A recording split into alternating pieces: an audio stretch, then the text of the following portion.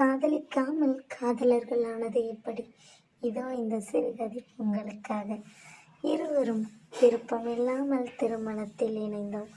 இருவரும் ஒருவரை ஒருவர் வெறுத்தோம், சண்டையிட்டோம். ஒருவருக்கொருவர் டாம் அண்ட் ஜெர்ரியாக மாறினோம். இருப்பினும் உன் முத்தத்தில் நான் கரைந்தேன், என் இன்பத்தில் நீ விரைந்தாய். இருவரும் ஒருவரை ஒருவர் விரும்பினோம். சண்டையில் ஆரம்பித்தது, காதலில் தொடங்கி இன்று வானத்தில் பறக்கும் அளவிற்கு உயர்ந்தது நம் கல்யாண வாழ்க்கை. இருப்பினும் இடையில் ஏதோ தடுமாற்றம். தேனிலவை முடித்துவிட்டு வந்தோம், நம்மால் சேர முடியவில்லை. இடையில் ஒரு சிறிய குழப்பம்.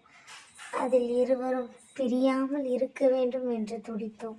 இருப்பினும் இடையில் இருப்போர் நம்மளை பிரித்து வைத்து விட்டனர். இருந்தாலும் அது நிரந்தரம் அல்ல. இடைவெளி என்பது நிரந்தரம் அல்ல. நமக்கு நிச்சயம் ஒரு நாள் இணைவோம் என்ற நம்பிக்கை எனக்குள்ளது. ஒரு நொடி உன்னை பிரிந்ததே எனக்கு ஒரு யுகம் பிரிந்தது போன்ற எண்ணம்.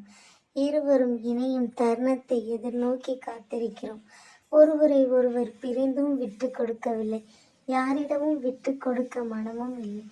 பிரிவு என்பது ஒரு தூரம் இல்லை. இனிய காதலர் தின நல்வாழ்த்துக்கள். விஜய் காவேரி.